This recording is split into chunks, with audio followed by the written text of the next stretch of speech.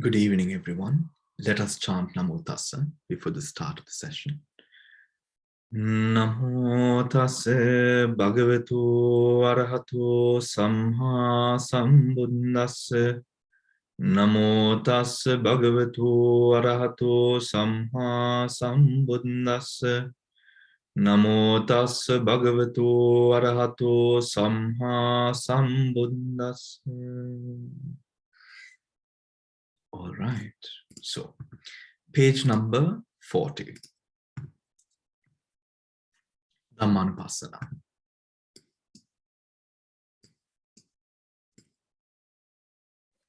Bhante, Yeah. From page number 39, we were at the last sentence there, Vinaya Loke, Abhinya. And then on 40, we have to finish that from the top. All right. That little bit. I just want to bring it to your attention. Oh, thank you, Devika. Right. Page number 39. Putting away covetousness, so Chittanupassana. We've been going through the parts of Chittanupassana. Now, then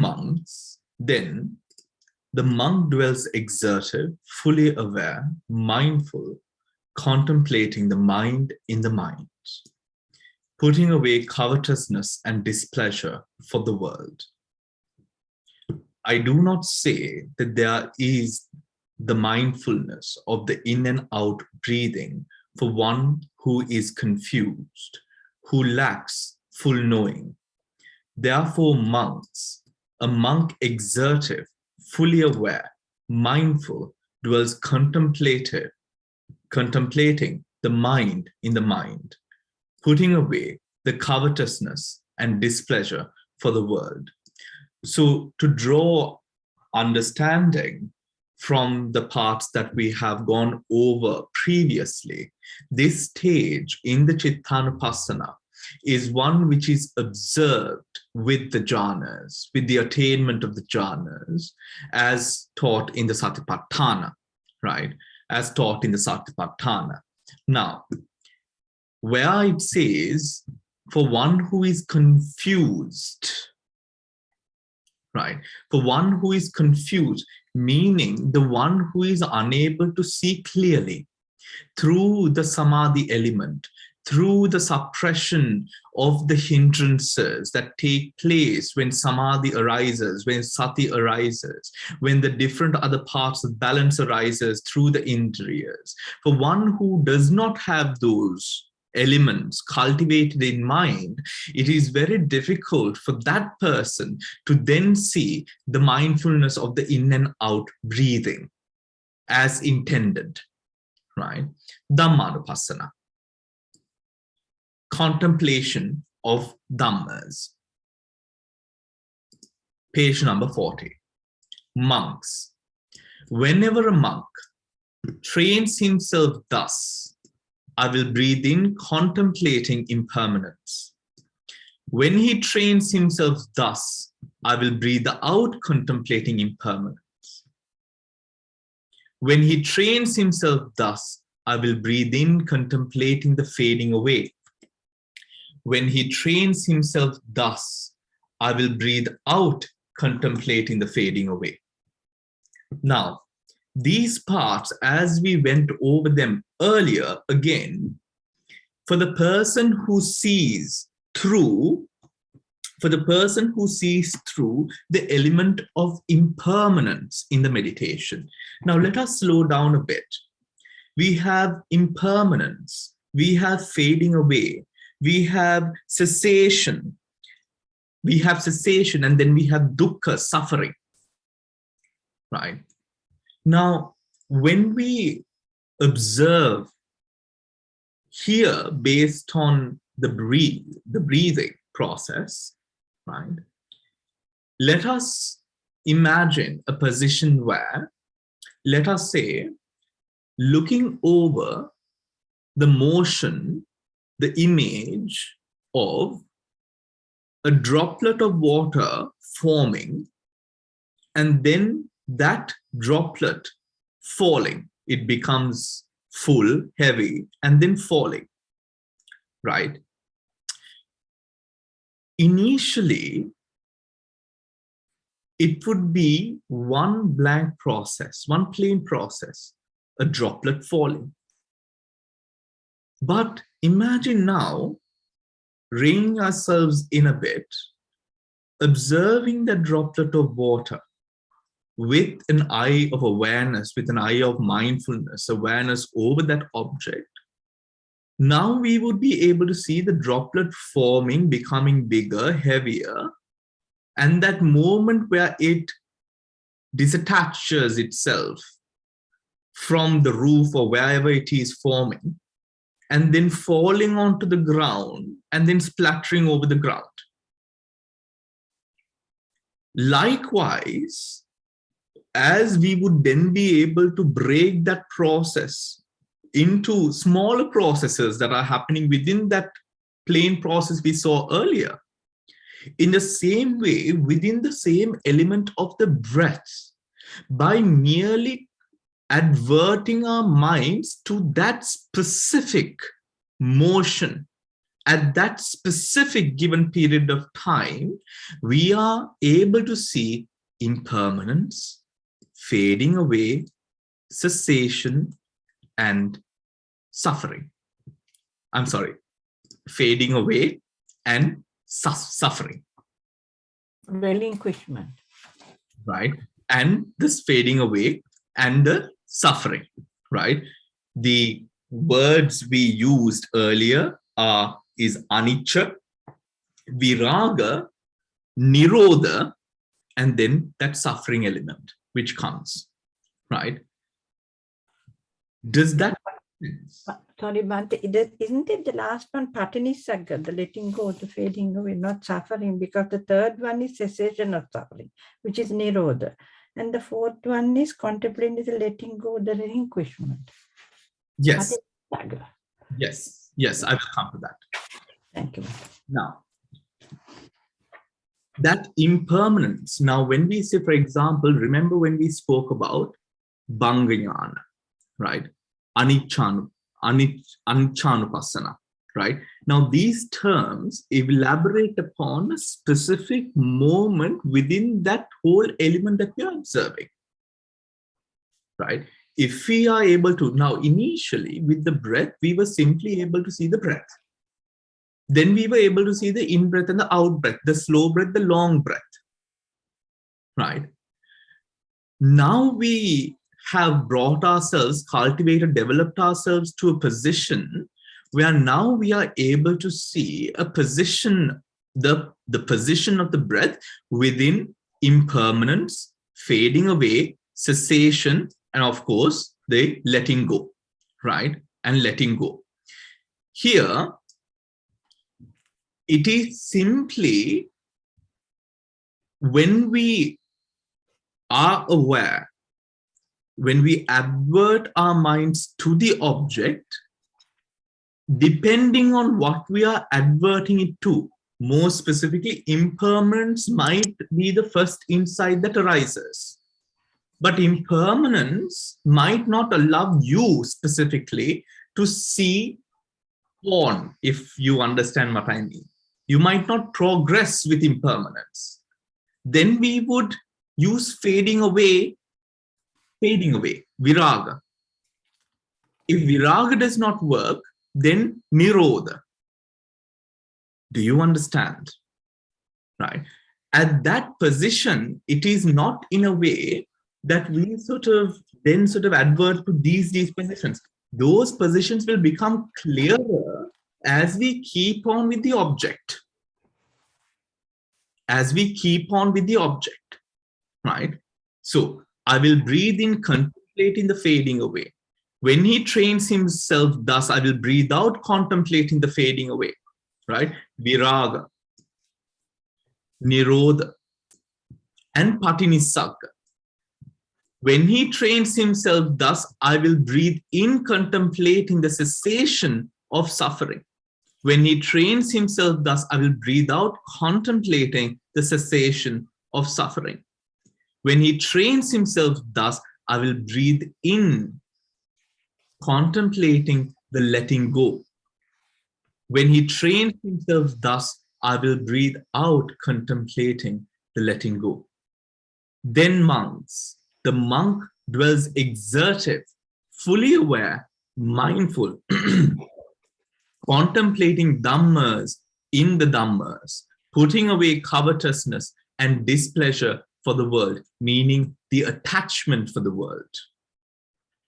Putting away covetousness and displeasure for the world. Here, covetousness and displeasure speaks about, of course, pleasure and pain, the liking and disliking, right? The dependence upon the world, which we have gone over earlier.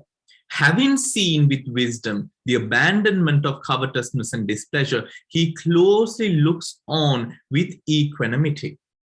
He closely looks on with equanimity. Therefore, monks, exertive, fully aware, mindful, a monk dwells contemplating the Dhammas in the Dhammas, putting away the covetousness and displeasure for the world. Putting away the covetousness and displeasure in the world. Now, what we receive or what we are essentially viewing at this point is like a 2D image of the practice, right? Remember that there are certain layers, although not spoken of yet, it will come. There are certain layers which keeps on working whilst you are practicing.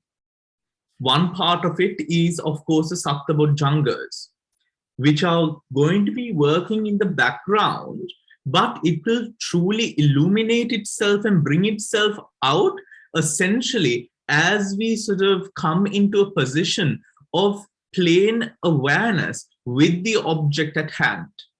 Meaning, the more that we are able to this position, putting away the covetousness and displeasure for the world,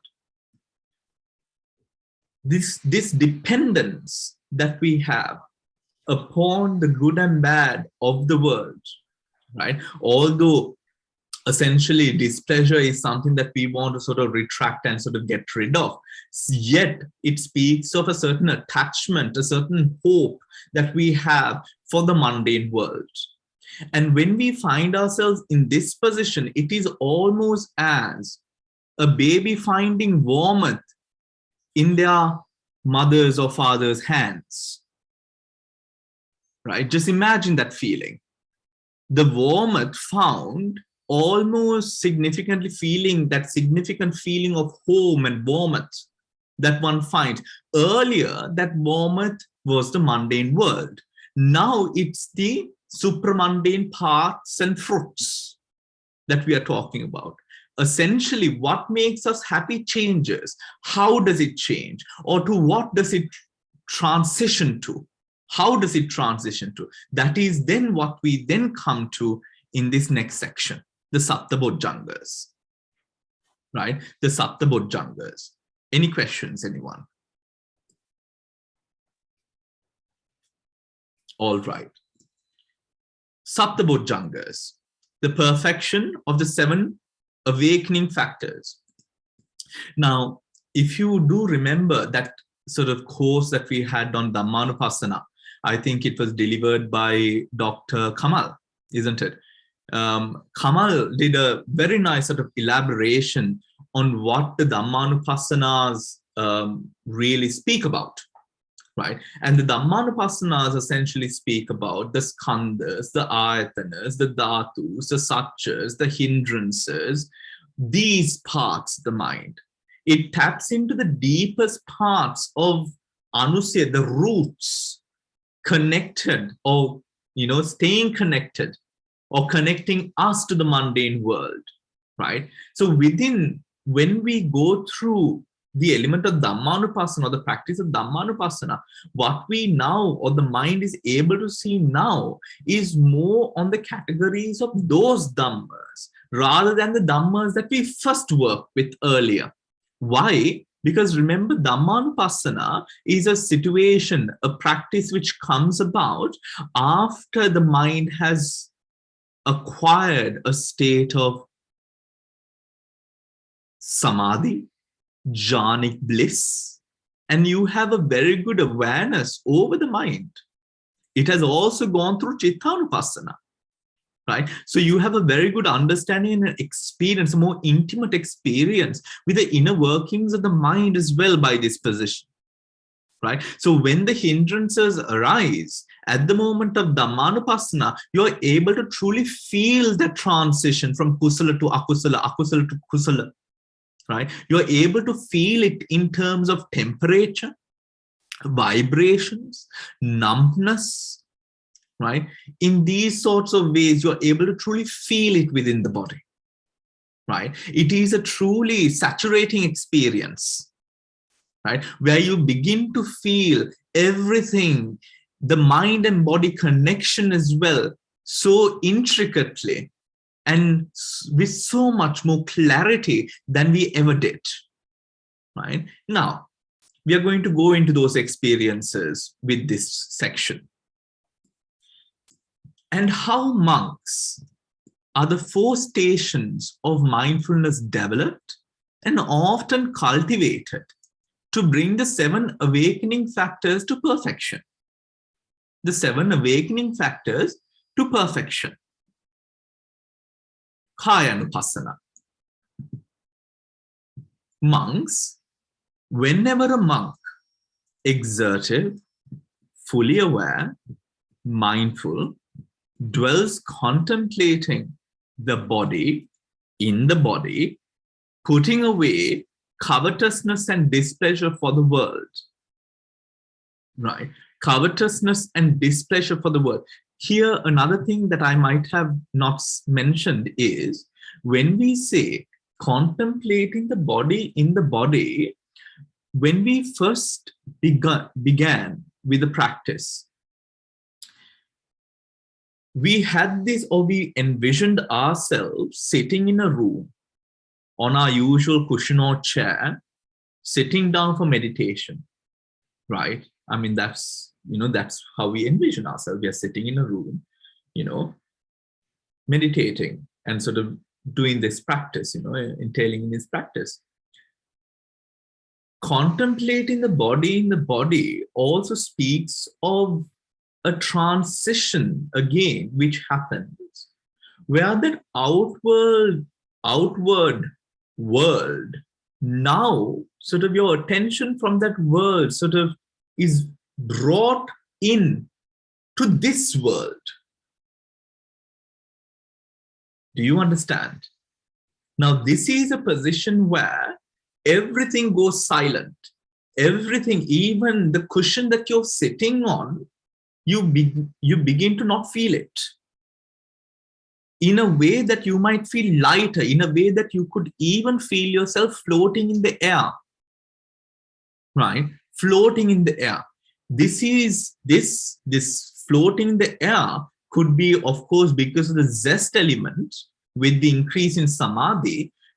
It is also brought in. Remember, and this will be made clearer here, the zest is connected to you going inward. The zest is connected to the meditator now going inward. Disattaching, is that a word? Disattaching?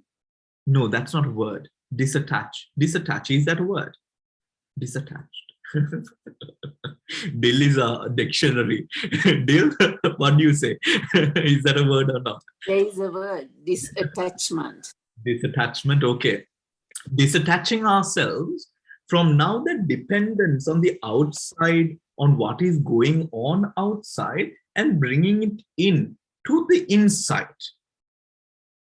The zest is connected. The initial zest that we feel comes from that disconnection, from that bringing in process, from the being process. The disattachment, the zest which comes about, the pleasure that comes about from now not having to worry about everything outside, but simply being able to be here. Do you understand? Does that make sense, everyone? right? So when we say contemplating the body in the body, it also brings a sense of now this world is what we are aware of, right? The undivided attention, awareness that we have upon what is now happening here, right? What is now happening here? This is also then a reason in the basics of starting our practice, Aranyagatova, Rukkamulagatova, Sunyagaragatova, places that you can be alone. Have that space for you, which allows you to now find that sort of pathway leading inwards, where now you find home here together with your practice, together with your practice. Does that make sense? Right? All right. Putting away covetousness and displeasure for the world, we already know what this means. Then, unconfused mindfulness is established in him. Unconfused, the mindfulness is established in him. Monks, whenever unconfused mindfulness is established in a monk, then the awakening factor of mindfulness is aroused in him. The awakening factor of mindfulness is aroused in him. Then too, he cultivates the awakening factor of mindfulness. Then too, he cultivates the awakening factor of mindfulness. At the same time, by cultivating the mindfulness awakening, the mindfulness awakening factor is perfected. Excuse my sound effects. All right. The awakening factor, the mindfulness awakening factor is perfected. Here, now, if we look at our own practice, when we establish ourselves within mindfulness, mindfulness over the breath, initially, mindfulness over the breath, and now sort of working on sort of maintaining that mindfulness, right? We might find ourselves, a lot of us might find ourselves in this specific position, right? I'm sorry, he cultivates this position. He cultivates an awakening factor of mindfulness in this position, the highlighted position, right? For us to then move over, to go, we must reach a position where we are aware that this mindfulness is now present. That is where the recollection comes into play, comes in to support us in understanding that that mindfulness is present. When we know the mindfulness is present, or the awakening factor of mindfulness is present, then we can work on further cultivating it. How? By understanding the dangers, the places that we lose our mindfulness. Now, within this journey, the mindfulness might be weak. Of course, we start from a weak sense of mindfulness, a weak experience of mindfulness, and then we are able to further cultivate into the deeper states of profound, sort of, unhindered mindfulness. But up until we get there, our mindfulness would be weak. Now, the recollection part of our practice would then teach us, would then tell us, how can I strengthen my mindfulness? What might I be doing wrong? For example, before we come in to a sense of being, we are awfully troubled with the experiences of pleasure and pain of the body. So much so that sometimes we do not know how to deal with it, isn't it? Right? Especially when it comes to, let's say, pain. right? Sometimes the pain is overwhelming. We do not know how to deal with it. If we are sitting on the ground with our legs crossed, that could be even more painful sometimes, and we are unable to deal with it. We don't know how to deal with it, right? Maybe it is a tightness in the buttocks area from the cushion that we are having, and then sort of we try to adjust the cushion. We would try, I mean, we would have already experienced that it is very difficult to sometimes find that perfect position, right? Have I sort of smacked my cushion enough? Is it comfy enough? Am I sitting on the cushion at the right angle? All of these problems arise, isn't it? Right? The thing is, as long as our focus is on changing, we will always find a reason to change, to not be happy with that circumstance, right? So even with the seat, our attempt should not be to reach a position of final sort of comfort, but it simply should be simple comfort for that moment, and then disattach, go in. When you go in, now that cushion doesn't bother you. However, if the pain arises, and it will, and sometimes you might have to shift your position, how do you do that shifting? How do you change your position, right? That then comes down to Yoniso Manasikara all the time. Yoniso Manasikara connected, in a way, connected to the mindfulness, where every part of that change is associated with mindfulness as well. And that is important. Why is it important? Because if we break it, then we get used to a pattern of cultivating and then breaking it, cultivating and then breaking it. It is important to ensure that we can keep the stream flowing. At the same time, by cultivating it, the mindfulness factor of the mindfulness awakening factor is perfected.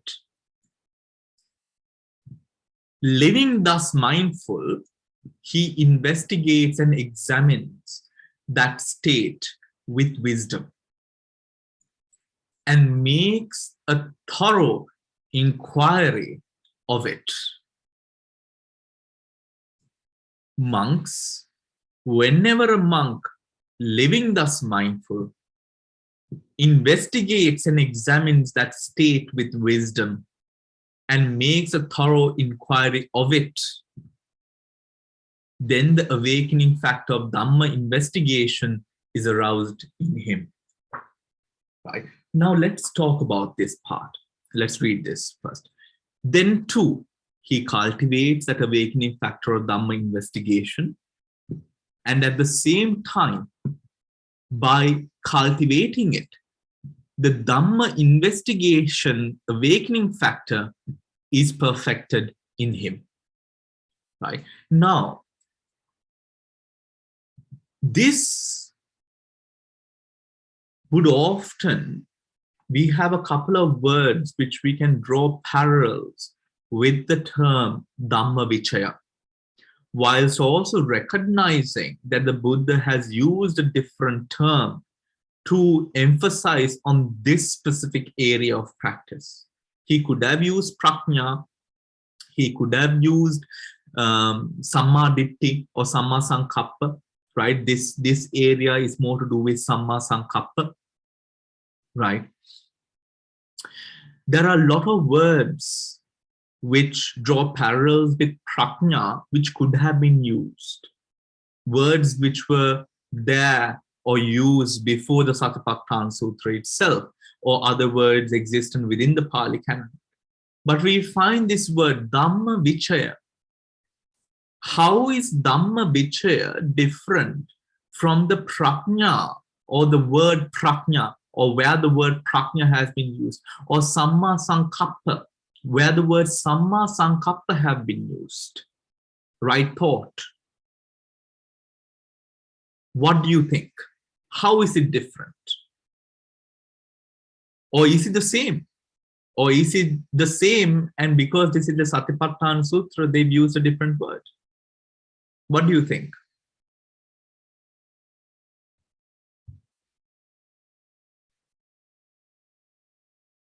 Dil, we can't hear you, Dil. You're muted.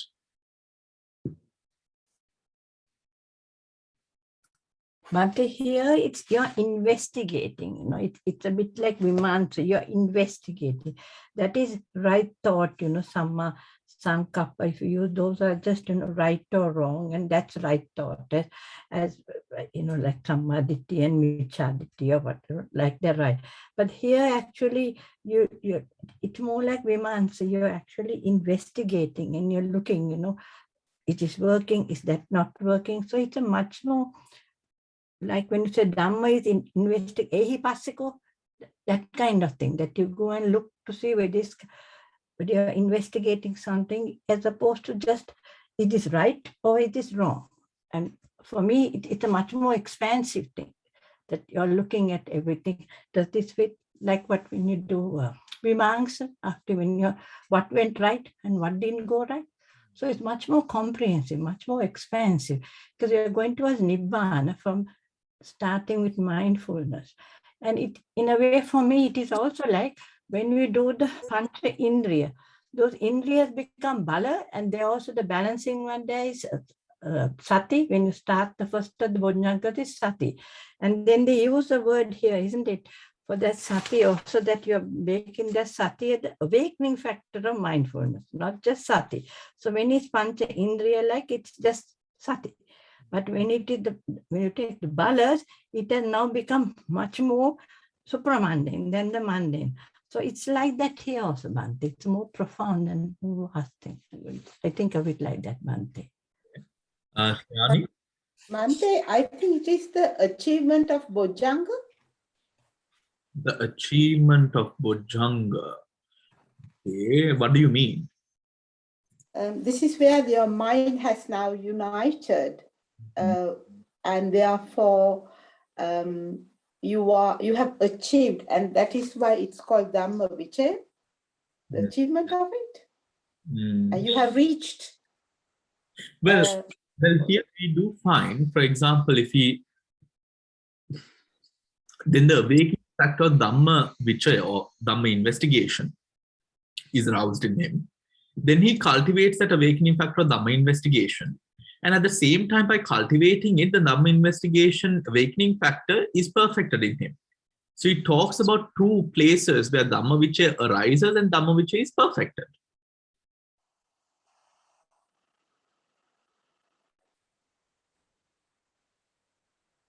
So how could we then apply it?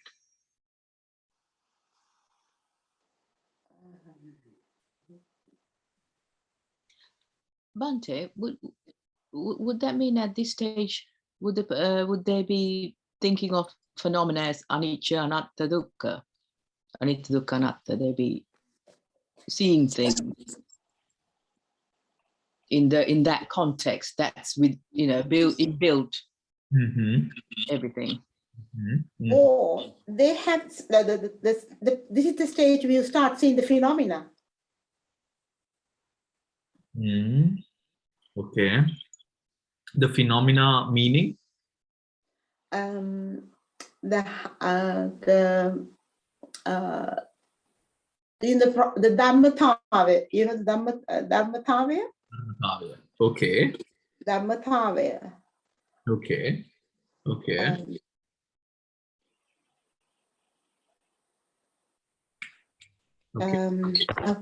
How can I explain that? You see the cause and effect. The cause and effect, and what we've discussed in the Sunday Vipassana session, isn't it? At yes. The Vipassana session with Nama Paricheda Jnana. Yeah, that's right. And even Sammasana. Yes, okay. Of course, yes. Yeah. Okay. Dhammatava, that's right. Dhammatava, we start realizing and seeing the Dhammatava and establishing the Dhammatava, being Dhammatava. Sorry. Yeah. Dhamma. Bhante, it's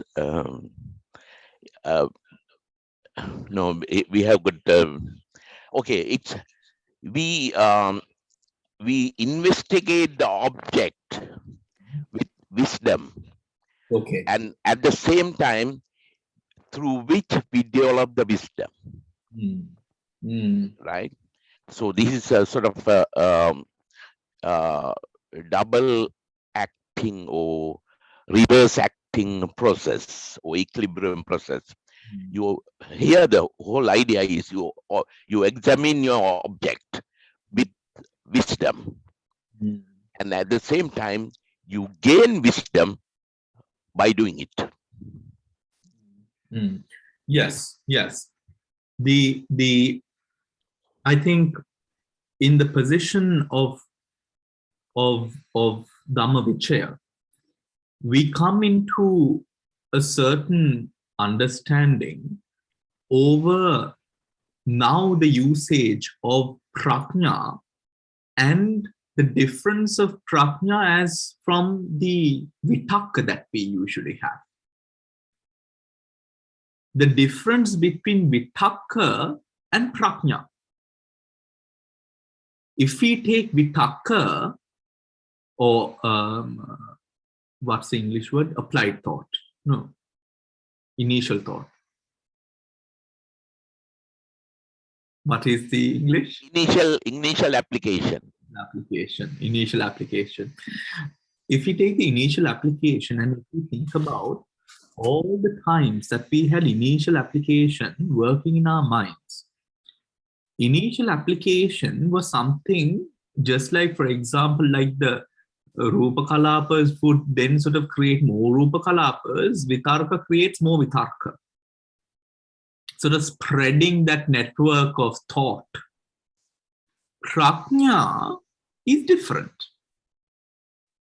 Prajna is like when it arises, it calms. When it arises, it calms. You had many questions before prajna, and after prajna, the questions have now answered itself and the questions are no more. In vitakka, when you answer the question, let's take this. In vitakka, when you answer the question, you're happy that you answered the question. In prajna, that sense of spiritual bliss is such that you don't have that sort of, yeah, I answered that question kind of thing. Right? And if you take that, apply it to our meditation, when we sort of come into a realization or when we sort of see a certain insight blooming, that insight is almost as if it throws cold water on a hot flame kind of thing, where it sort of extinguishes.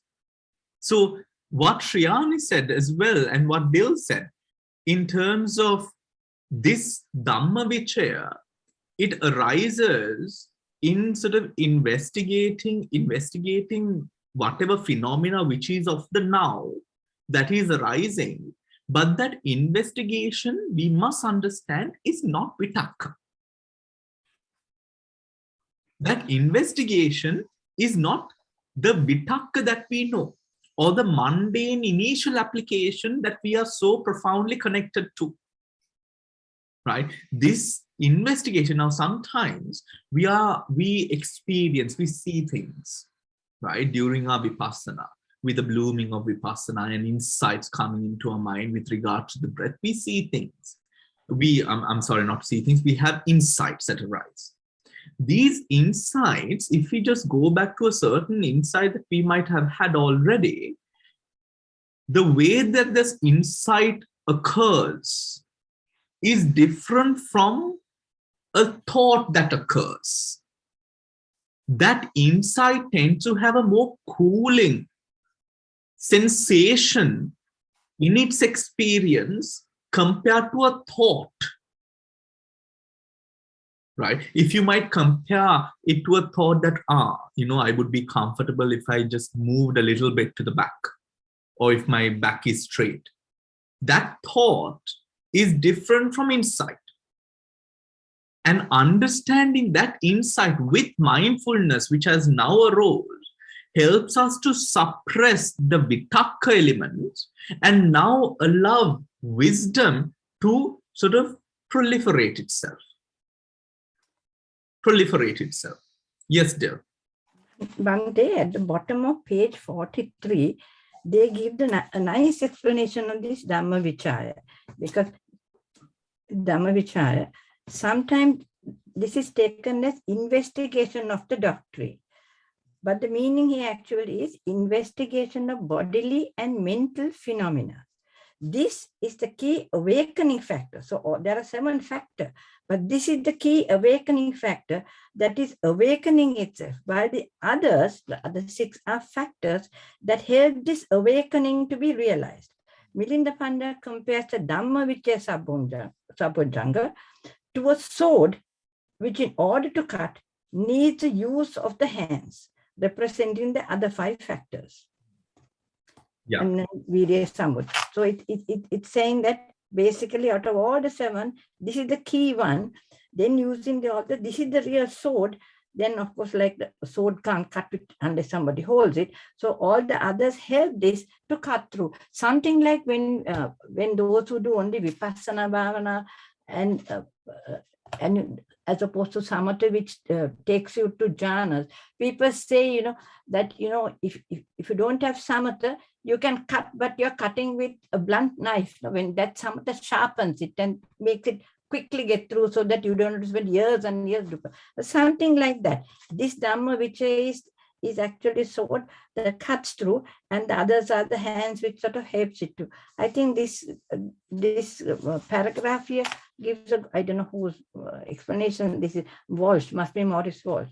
He has explained it like that. So I thought that was a good explanation given in the notes here. Yes. 147. Right. So that is relating to relating to the Vipassana Jnanas. Right. Okay, Bhante. Right? The Vipassana Jnanas. Yeah. Now with the Vipassana Jnanas, but my yes, it is differently referring to the Vipassana Jnanas, but a place where a lot of meditators go wrong is they start believing, because for some their internal dialogue might not have disappeared, which would then sort of mean that their mindfulness, Satta Bhujanga, has not cultivated enough, right? So even now, you might have had experiences, people in the group meditating now, sort of having a daily practice.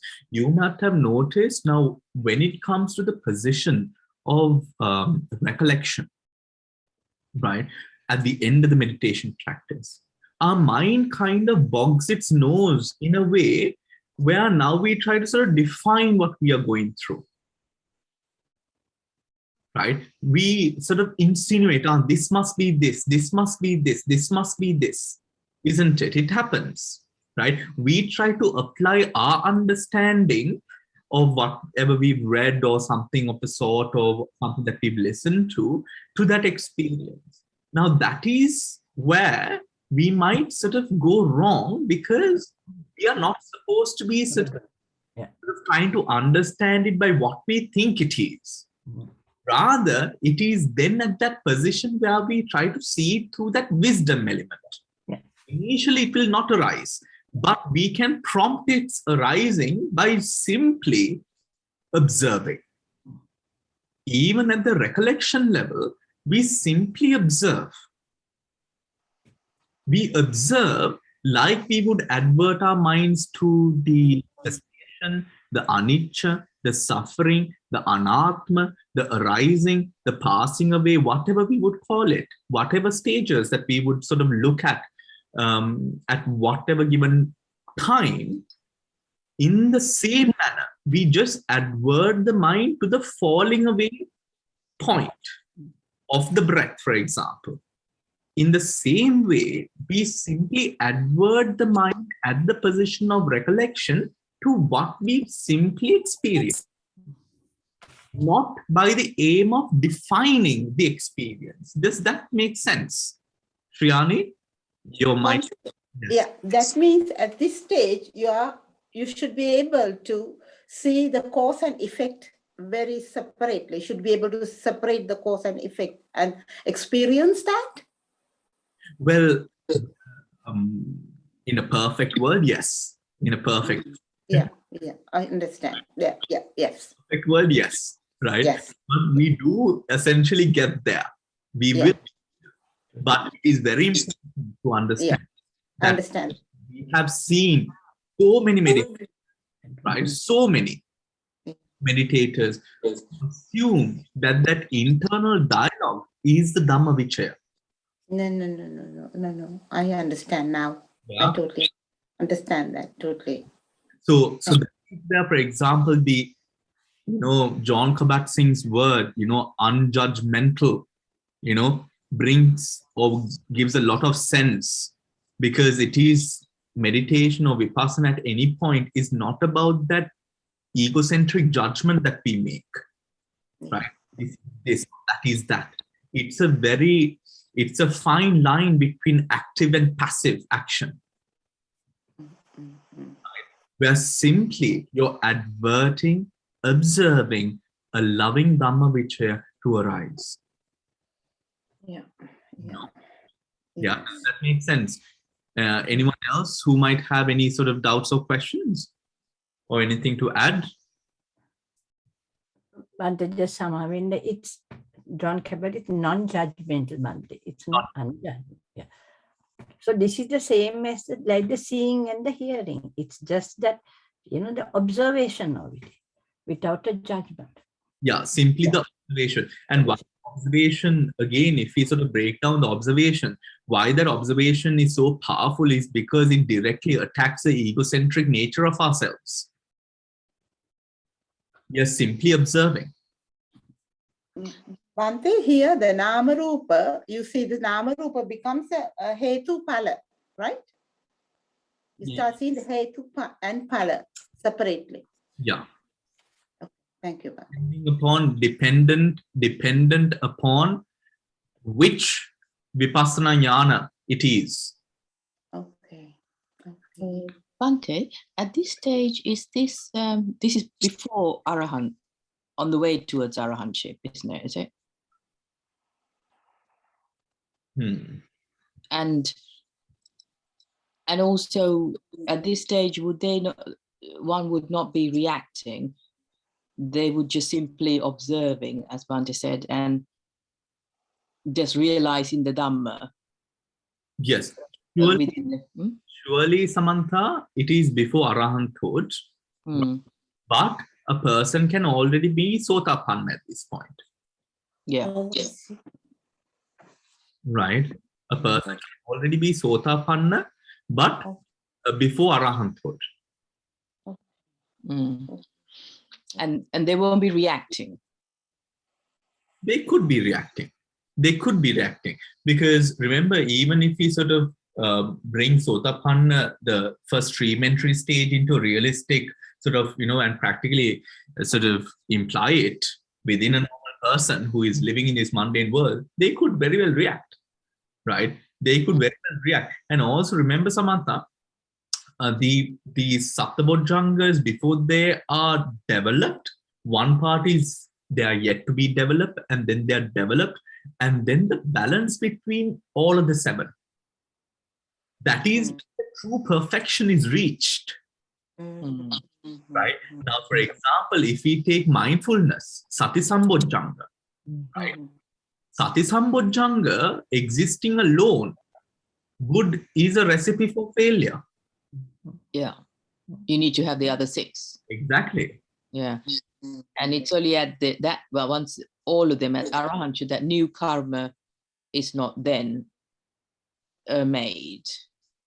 That is when they would be able to truly sort of embrace that noble Dhamma life, as we call it, in the Dhammacakkappavattana Sutra. Wow. Ooh, that sounds lovely. Yeah. Thanks. Love to experience that one day. Yeah. I only normally hear that at restaurants. People say, "Oh, that sounds lovely."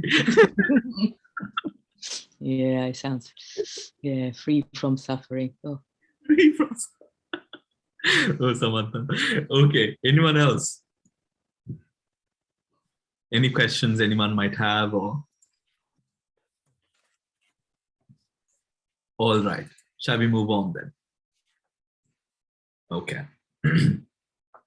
Dhamma investigation is aroused in him. Then too, he cultivates that awakening factor of Dhamma investigation. At that time, by cultivating it, the Dhamma investigation awakening factor is perfected in him. Now, something that we must also sort of realize is the Satipatthana practice. When we take the different sort of supporting elements to the Satipatthana practice, which is essentially the pathway to Nibbana, we find that there are different elements and layers to this sort of practice. Mindfulness, we know, exists as a Chaitasika in all of our sort of actions, speech. It is a Sabbachitta Sadharana, right? It exists in each and every one of our consciousnesses, right? So when we cultivate Sati Sambojjhanga, also remember that Sati Sambojjhanga would then exist in our conscious mental stream, right? You can't isolate that experience and keep it only within the meditation. It will sort of show in your personality, in the way that you live. It will change you, right? With your sort of level of awareness and all of that, right? And what you sort of would see and experience. So when we sort of come into these positions and states, whilst sitting down meditation truly helps, it doesn't stop there. Your daily lives too become a great opportunity for you to further cultivate your practice. It's not only at the moment of sitting down and closing your eyes. The Saptabojjhangas at any level would work when you are wide awake, when you are doing all the things that you do, right? So your whole sort of daily routine can become part of your meditative journey, right? And that is something very important to note, right? And it is actually when that happens, that is when you truly gain a sense of true intimate understanding over the position of mind. Over the position of mind. Damsri, do you want to share something with us?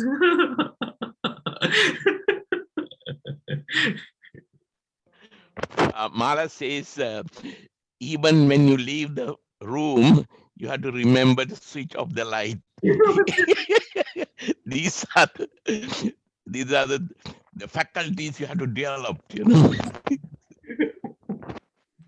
Bhante, Yes, Shriyani. So that means every moment in time and life, what you see, and you have to see them in Hetu and Phala, and then you, and here you see, you touch, everything you start seeing them as Hetu and Phala, right? Start seeing them, that's the word. Not you must see or you should see, right? Yeah. That's the difference. You start seeing them as Hetu Phala, right? You start seeing them as Hetu Phala. Now this other next section here, anyone who investigates and examines that state with wisdom, Yeah. and makes a thorough inquiry of it, tireless effort is aroused. Yes. Monks, whenever tireless effort is aroused in a monk who investigates and that state with wisdom and makes a thorough inquiry of it, tireless effort is aroused. Now here, then the awakening factor of effort is aroused in him. Then too, the monk cultivates that awakening factor of effort. At the same time, by cultivating it, the effort awakening factor is perfected in him. So Virya Sambojjhanga, right? Virya Sambojjhanga. Here, this effort, if it is well supported, right, it starts becoming, the fight here becomes two things. One is, I would use the word attachment, or I'll use the word commitment. The commitment to the practice on one side. The other is the call of your previous life, meaning the worldly attachments.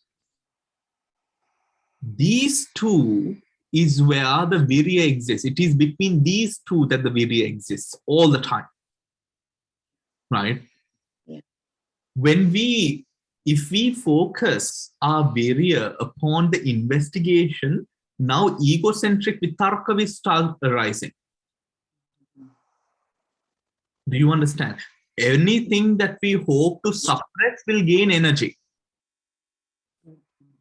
We have to understand that this is not the same sort of human behavior that we are very well acquainted with. This is not. This is a very spiritual approach to life, which is gained through the kusala chitta. You've never experienced this before. Right? You've never experienced this before. So here, the tussle would be between the call of the mundane world and the call of the spiritual kusala nibbana-gami patipada. These two pieces, right? So when the virya should always be sort of focused upon that sort of patipada. If we are focusing it upon, the virya is a sapta bhujanga on its own, remember. The virya doesn't exist to proliferate wisdom. Just like wisdom, virya itself is a sapta bhujanga. So if we use the virya to sort of force the Dhamma vichaya, now you will now feel a bit sort of like a tussle between Dhamma vichaya and virya, which we don't want to do. The support for Dhamma vichaya will arise when the virya is focused upon the nibbana-gami patipada. What the nibbana-gami patipada entails is under that. That's all right. Right? So it is almost as if we are too focused on being aware, we are more focused on trying to be focused rather than being focused. Or rather, I'm sorry, dub that word focus for awareness. We are too bothered by the fact of being aware rather than actually being aware. Do you get what I mean there? Right? That the virya should be towards the patipada. Right? Towards the patipada. When that finds its balance, then arises in one who has aroused effort, spiritual zest arises, piti. Now, this is almost something when you reach this position, this is where now you start growing comfortable. Right? This is where you start growing comfortable.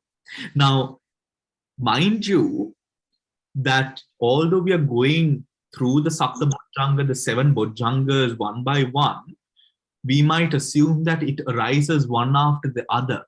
But no, it necessarily is not like that. All of them will arise to a certain level, together mutually supported. Right? But where now you start feeling it is a question. Where it is sort of felt by the insight, by the practice, is now the question. Right? Yes, Samantha. Yeah, Bhante, I was just wondering, this virya, is that to counteract the hindrance of sloth and torpor as well?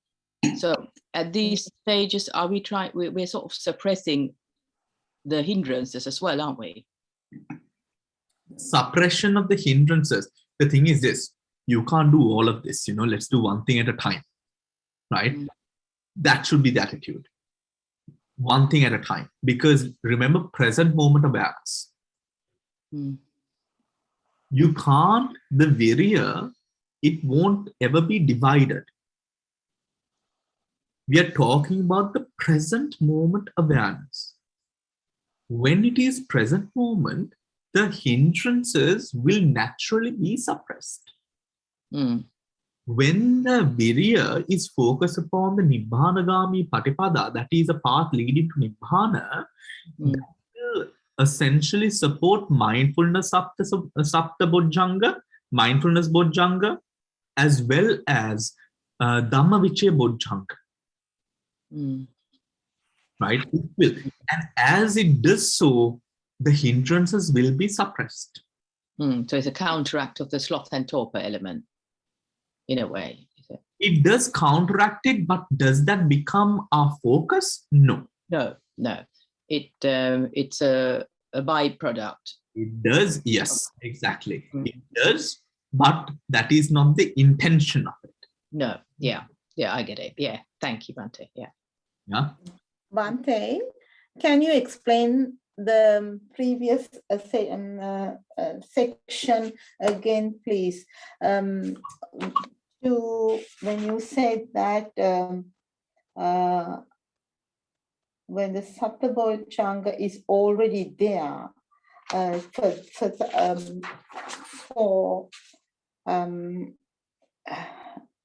Dhamma Vichaya to come up, that you should not make too much effort, you said? Okay. So when the mindfulness awakening factor and the Dhamma Vichaya awakening factor are present, and when the Dhamma Vichaya, from the Dhamma Vichaya we go on to then Virya Satta Bhujanga, right?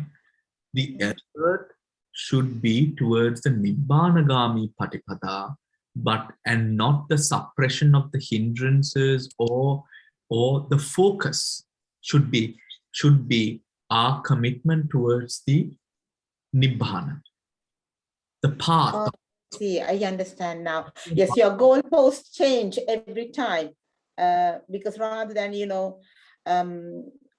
looking at the immediate results. Yeah, api mema gathot, if we think about it in this way, we have Dana, Sila, Bhavana. Yeah. Right? We have the Four Noble Truths, Eightfold Noble Path. We have the Sapta Sabbonjangas, we have the Vipassana Jnanas, we have the Paticcasamuppada, we have the Patthana, we have the 89, 121 Chittas, we have the 52 Chetasikas, we have the 28 Rupas, we have all of these things, right? Mm. Just imagine a mind that is going to focus or try to even to merely attempt to be focused upon all these different parts. It's going to be a colossal mess. Yeah, you understand that. Yes. No, it's going to be. So then Yeah. going back to that monk who said, "Oh, I can't be. I'm not learned. I'm illiterate. I'm not as sophisticated in mind as these other monks. I can't do all of this. I'm not a scholar. I can't remember all of these different parts of Dhamma." The Buddha said, "Look, can you remember three things? Sila, Samadhi, Prajna." Right? So then it sort of brings us to a point where when the virya is focused upon that, now let me tell you, for example, let's say Sila. Now, Sila is something that we are all very bothered with. And we should be, of course, But the more that we sort of doubt, are we pure? Are we pure? Are we pure? Rather than actually getting on with it, we will find many frailties, many impurities, many positions where our sila is not perfect. We will. So what are we going to do about it? It is so much so, we will find so many frailties where it just becomes a hassle of mind, creating a sense of restlessness, deep restlessness, and self-doubt, right? Self-doubt, because we live with a society, we live with family who engages, reacts to our weaknesses and strengths and all of that, and we do the same thing, right? So how do we move on? Making sure our mind is at the right place. and we are doing whatever which is within our power. When we are able to, we do not have seamless awareness. Some of us might have it, but most of us don't. A seamless sense of perfect awareness over everything. Your life is so calm and tranquil, oh, like riding a calm wave or something. It's almost impossible. Life is not like that, right? Life is not like that. So what can we essentially do? Making sure the virya is focused upon a point whereby just by focusing on that one point, it will sort of shed its pristine light on all the rest. That is why focusing upon Nibbana Patipada, that pathway to Nibbana. And when we have that commitment of spirit to that attainment, to stay with the path, then we find ourselves that illumination travels through our mind, body, our practice, our daily lives. Does that make sense? Yeah. Bhante, can I just say something? What you're telling to us so many times is this is the difference between being and doing. So when you use the efforts to do things, right, that's where you're not in the Nibbana path. And this is why very often the Western monks say, you don't attain Nibbana, you realize Nibbana, because this attaining is that doing. You're doing and using virya to try and attain something that is very high. But actually Nibbana is within. And it's just that thing that Bahi has thing. In the seeing, it's the seeing. In sensing, it's the sensing, hearing. And in the cognizing, it's cognized. So it's that stage where you don't have to do, but it's not something that anyone else can do it. It happens. So you have to keep on practicing meditation, not only on the cushion, but every other time, as you say, because we are not always mindful. We get angry, we do lots of things. So it's only by doing that, and this is why I mentioned that day that if you don't have, you don't have to be a monk or being in a monastery, but if you have a whole lot of other responsibilities in life and things that you're bothered normally, it's more difficult to keep that mind in the being and not the doing. You have to always use effort. So if you can lead a more simpler life, difficult, but when you come to the stage, you don't have so many responsibilities. You don't have to be a monk in a monastery or even a layperson in a retreat center. Yes, that is more conducive, but the more important thing is that in the daily life that you make your life simpler, so that then these chances of being and not doing comes more. As you mentioned it, more to be thinking of this Nibbana Patipadagami, that those thoughts of being, rather than making effort, because that Sammapadana, that virya. So you have Sangvara, you have got Pahana, you have got Bhavana, and you got Anurakatana. So you have all those four things. So if you keep on thinking, that time you've got a Nativa, or Tina Narakadeva Ladukarana, and Hundatineva Vatican. If you think of like that and try to do, you won't get there because you're still doing things, Bhante. So that's why it's a realization, and that comes with time when your mind gets still, when all these hindrances get still. But when you're very busy at other times, then those thoughts from the subconscious comes out. So a part of it is like how the Buddha says, Rukamula Gatava, Sunnara Gatava, you go to a calm place, even in your household life, the less you are busy. On a busy day, or if you have had a busy thing before the meditation, now sometimes in the morning on a weekend, because it's a weekend and because it's Sri Lanka people call, right? And things happen and you try and sit down in the morning, you will see, but you can have a good meditation. You see how the mind goes and you bring it back, and the mind goes and you bring it back. And it's still very mindful and good, but it's very different from a day when you have not had all these news and you get up fresh, take a bath. So that's what you're explaining, Mante. It's not doing, it's a being. To be that, it's an awareness that comes. It's rather than a doing. I don't know if I made it clear, but that's what it is. For me, each time we explain, that's what I realize. And it's something that we have to remember and be aware of, because otherwise we will use effort to do things. Yeah, And I think when it comes to, for example, let us take in the Eightfold Noble Path, we have Virya. That Virya that we have in the Eightfold Noble Path will go into the Satara Sammapadana, right, which talks about action in terms of, we know what the four Sammapadanas are, right, where we make effort. Now, it all depends on the level that we are in. It truly all depends on what level we are in, because if we are just starting off, it could be difficult for a person who has not experienced insights to feel a sense of warmth and home. What I remember with the Satara, with regards to this part of the Satipatthana going into the Sapta Bhujangas is, a baby who knows the smell of a mother will not be craving for the embrace of another woman. He'll be craving for the embrace of the mother.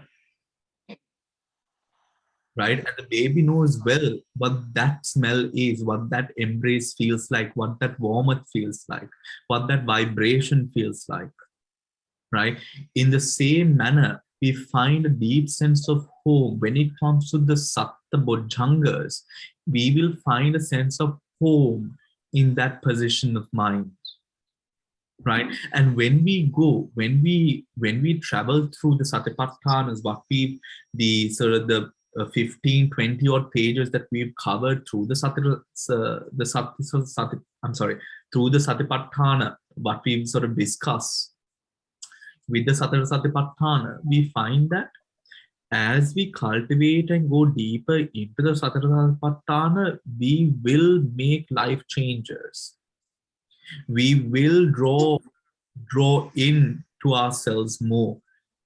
All of those sort of disturbances that we might have to our practice, we will work on lessening them, right? We will make alterations to our life in a way that the practice can progress, right?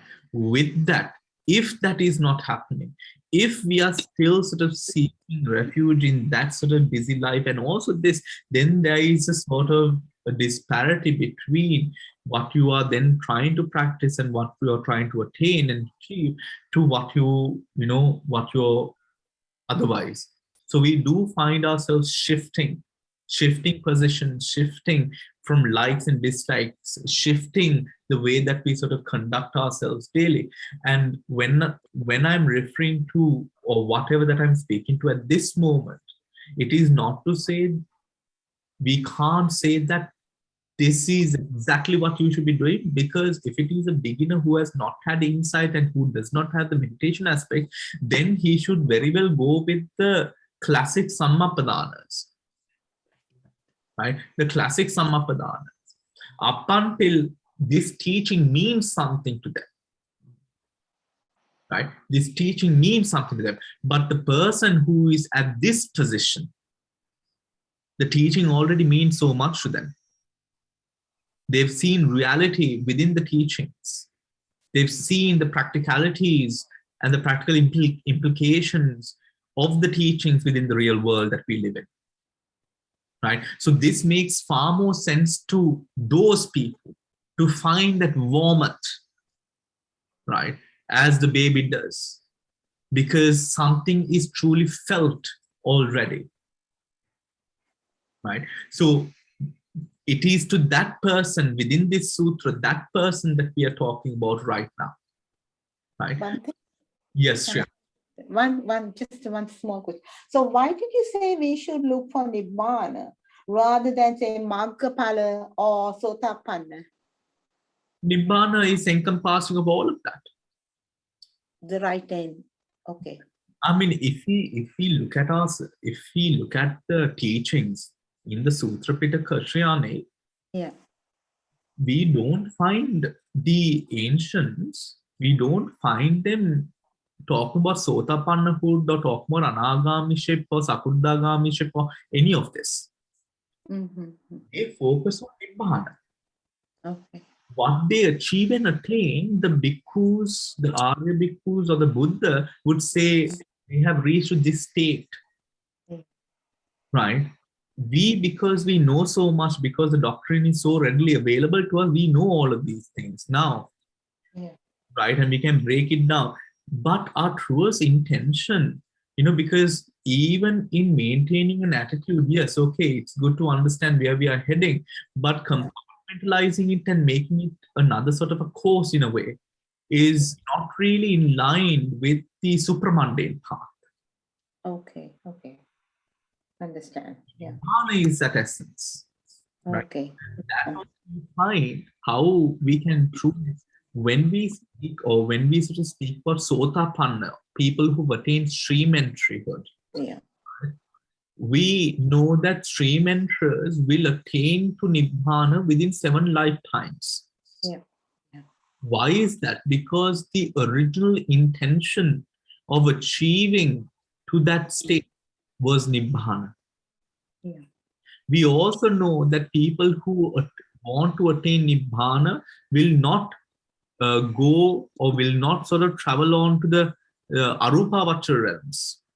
Right? Yeah. I'm sorry. People who want to attain to Arhantship will not travel on to Pacheka Buddhahood, and Buddhahood will not travel up onto the Arupavacha states.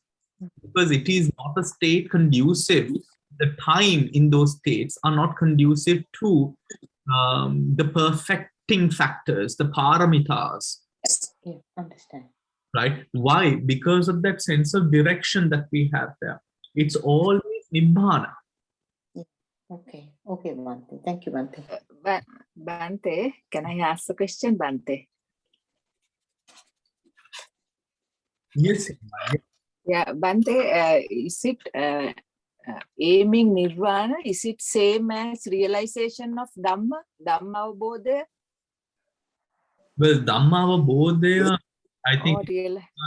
Dhamma Avabodha on a different level. Is it different? Nirvana Avabodha. Nirvana Avabodha would be the attainment of Nirvana. But I think that Singha term, Dharma Avabodha, it depends on who's asking, I guess. Because we use it at different levels. We would speak about it by blatantly just knowing the Dhamma, or practitioner, or person. We could even use it as a person who has sort of gone into one of the attainments or more of the attainments. It's not same, no? Nirvana and realization of Dhamma. I want to find out whether it's same or not. It could be the same. Right. Depends on the person, because I hear the word being used so often. It really depends on the person. But I just ask. Yeah. Okay. Thank you. Yeah. Bhante, sorry, just quickly, here at the bottom of page 43, it's saying that the Virya Sambhojanga is the identical to the 4 right efforts. Yeah. So it simply just refers to the 4 efforts. Is that the one that it says if you're doing something bad, you replace it with a good one, and if you're doing good, you promote the goodness. Yeah. So that's what the 4 efforts here, what it refers to.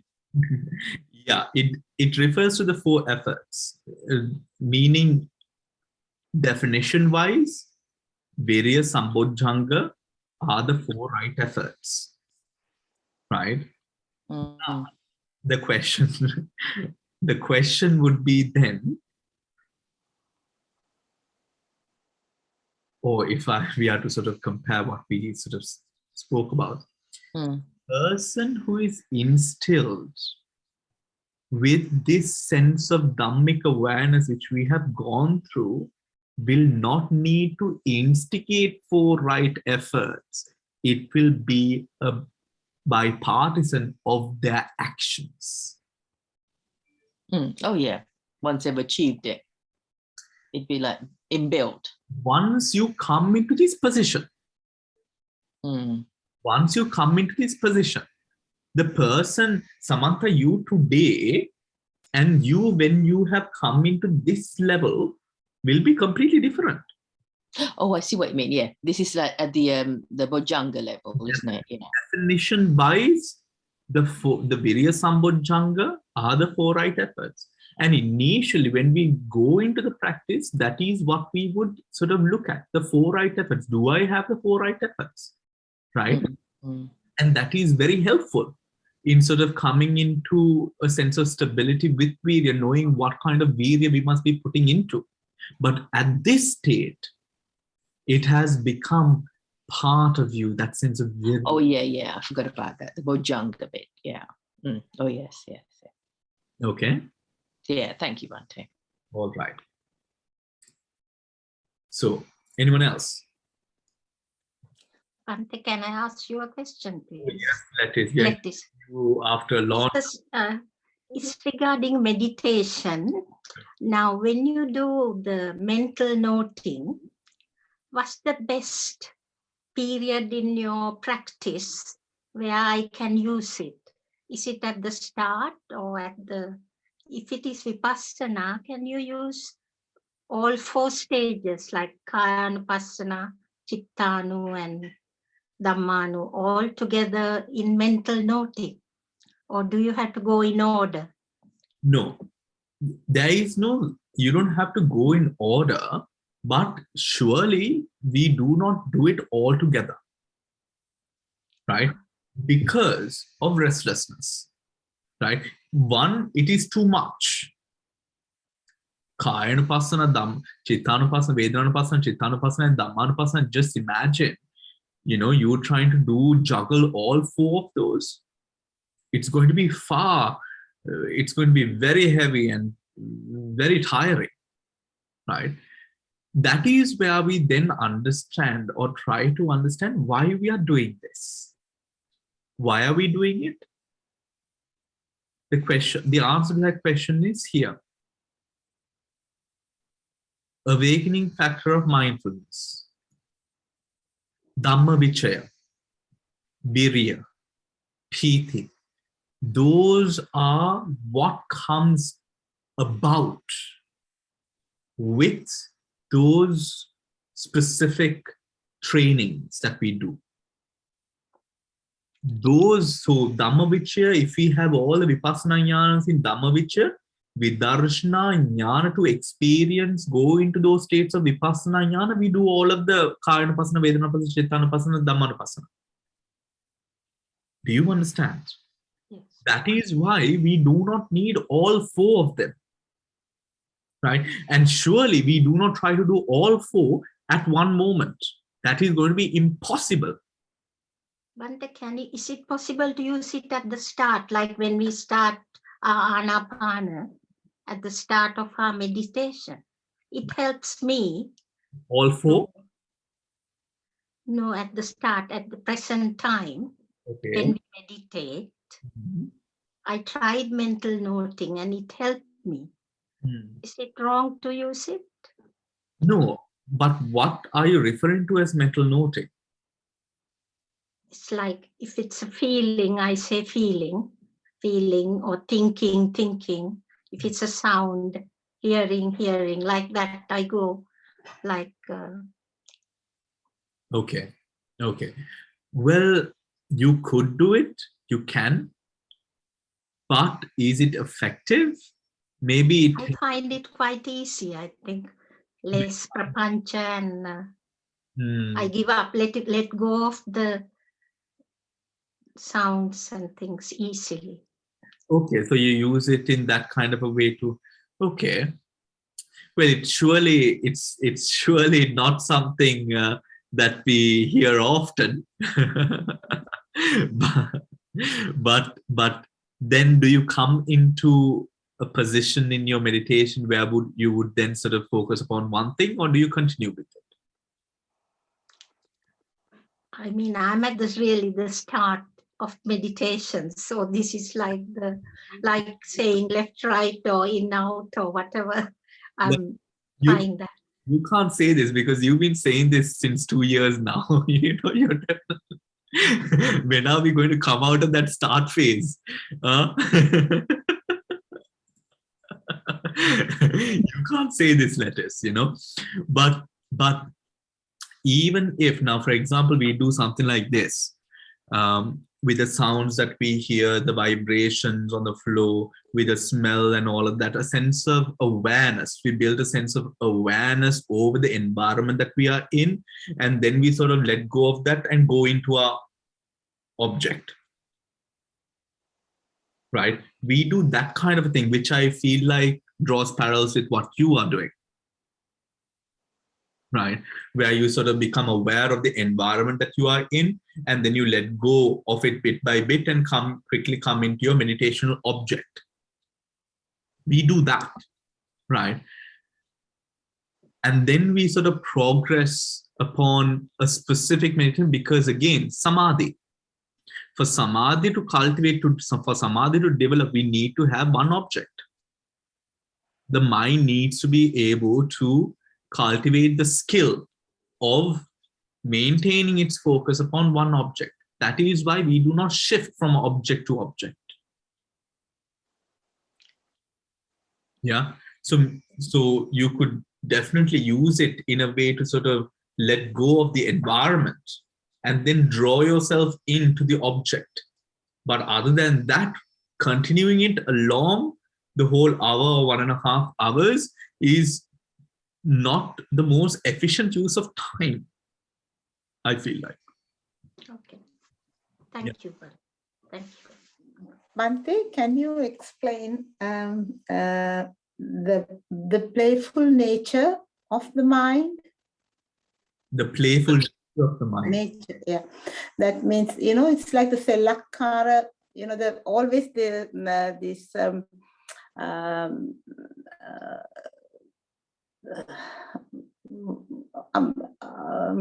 oh my God, the Dhamma always says, when you're in the meditating, the mind, the meditation stages, you change, it moves from one to another.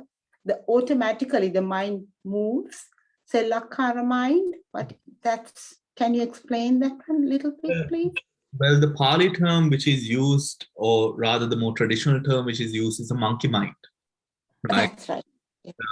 Which goes from one object to another, because our mind is so used to feeding on objects and maintaining itself on objects. So the term which is used is the monkey mind. No, not that. I'm asking different meditation techniques. You go from Indriya Bhavana to suddenly you will shift on to element Bhavana. Yeah. Or suddenly you will be coming to a different kind of bhavana. It's automatically happening. What is that? Yeah, that one. Well, that essentially, with Dharma Vitakka, that would essentially be coming about with a sense of restlessness in the mind. And now the restlessness shifting within the Dhamma, or the Dharma Vitakka, which arises during the practice, right? Oh. That is directly and Vipassana Upaklesha. Oh, I see. That is directly Vipassana Upaklesha. And we find, for example, even with the first Sapta Bhujanga, we would find that the Sapta Bhujanga, whilst we realize that this first Sapta Bhujanga has arisen, we give it time to perfect itself, to perfect the mindfulness element of the Sapta Bhujanga. Right, and then sort of slowly giving rise to this sense of to Dhamma Vichaya or the rest of the Satta Bhujangras. Bhante, can I just say something to what she just said? Sriyani said, my understanding was, I also meditate with Dhamma Jivandra. So I don't know, I may be wrong, and I think Siroma will have a better idea of it. I think it's something to do with the lightness of the mind, Leela, that you must take it, that, when these things happen, not be very serious and determined, and I had to do this, I had to do that. There has to be, it's not the monkey mind, that's the restlessness. No. The lightness of the mind. So when I'm meditating, they call it Leela. That's word. That's the word they use. That's right? Leela, yeah. That you have to have that lightness of the mind. So I think in Pali we don't use it so much, but I know when I'm meditating with Hindus and people like that, they always say the lila, that's the word they use. But Yes, I know yes. what Ramajivahandana means, it's a lightness. He doesn't want it to be very serious in your practice. Am I right, Sviani? Yes, yes, yes. And he always says that, you know, be a bit light, and he does. So there are some people who meditate very, very serious, and then what happens is they get headaches, and they come and say, no, we're trying to do this, we're trying. I remember when we do long retreats also, Amaro always comes and says, he doesn't use the word lila, but he says there must be a lightness to it. And I remember there was a time they called the word conviviality, that, you know, there has to be a lightness in the whole thing, not to be so serious and attached, because it's counterproductive. I think, Bhante, you have also told us this. And also to tell us to go with what the mind will take you to the next direction, rather than being in the same thing, you know. That's what I was told. That's what I was experiencing. It's moving from one meditating technique to another one. I was not sure whether it was right or not. That's what I'm asking. So with the word Leela speaks about essentially the hold. That's what it means, hold, right? It refers to the hold that we have. So when we, again, sort of the same thing that, you know, Dale was explaining, it is that hold that we have, how the tension that we have. And when we sort of hold and grapple it too tight, we have the experience difficulties in breathing, headaches, you know, all of these different experiences. Now, with regards in Buddhism, what we sort of, or how we use, or how we could relate that sort of terminology into our Buddhist practice is, when I'll explain through an opposite example, which is, for example, when you are so tight, you get very frustrated with yourself. You know, why can't I stick to this? Why can't I do this? Why? And that is very counterproductive. It does not, because essentially with that aggressive why question, what you are having is ayoniso manasikara, wrong attention. And of course, the lack of compassion, metta, towards yourself in this sort of, in realizing the frailties of this mind and body, right? Or the nature rather of this mind and body. So, but the term Leela, I would not understand it in a way where, okay, you be flexible to a play position where you move from one object to another. But here it is simply having that compassion and that sort of, that hold, the sort of a more comfortable hold where you are in tune with the reality of the mind and the body, where you forgive yourself and then simply bring your mind back to that position or to the object that you were with, right? Simply, that is it, right?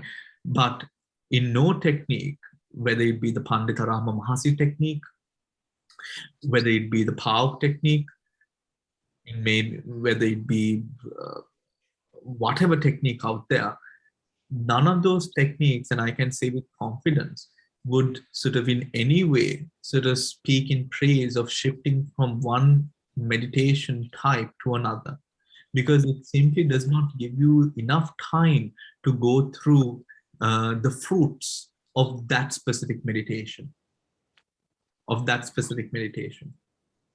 right? Pauk technique does something a bit similar, which is they go through the 40 subjects of samatha and then go through each and every part of the vipassana jnanas.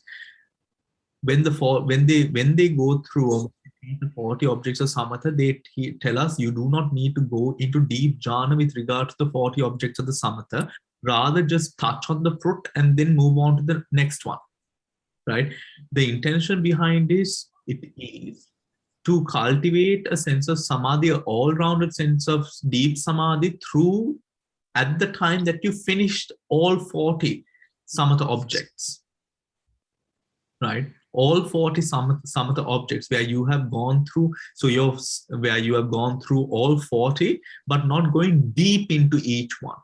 This is to sort of reinforce sort of a sort of multi-enforce in a way the samadhi with understanding over the 40 subjects. Also, for example, within the subjects, we have the Attika Sanya, the Vannakasinas, the elemental meditations. All of these parts sort of again aid us in our vipassana later on. That is why they tell us to go through all the 40, but not going deep into anyone.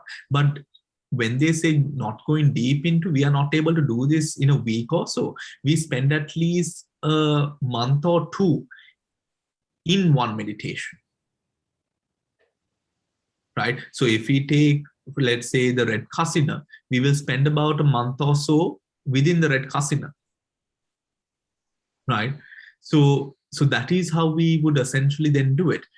In no sort of training would we ever sort of advise the student to go or to shift between meditations. That becomes very, very counterproductive. And also it sort of arouses a sense of restlessness now towards the object. I see. Understand, Bhante. Yeah. Yeah, I understand now. All right. So that is all the time that we have for today. We've even gone a bit overboard. That's fine. Right. Samantha has put a question. Is the goal of the Bhujangas to eventually uproot the deep-rooted asavas and defilements? No, the goal of the Bhujangas is to attain Nibbana. Oh, And yeah, that's it. what it does essentially is then uproot the asavas and all of that. Leading to that, yeah. So really, bringing down. Another byproduct. Sorry. Yeah, 2 birds, 1 stone kind of thing. All right. So then, good night, everyone. I will see you tomorrow for the morning meditation. Yeah. Good night, Bhante. Good night, Bhante.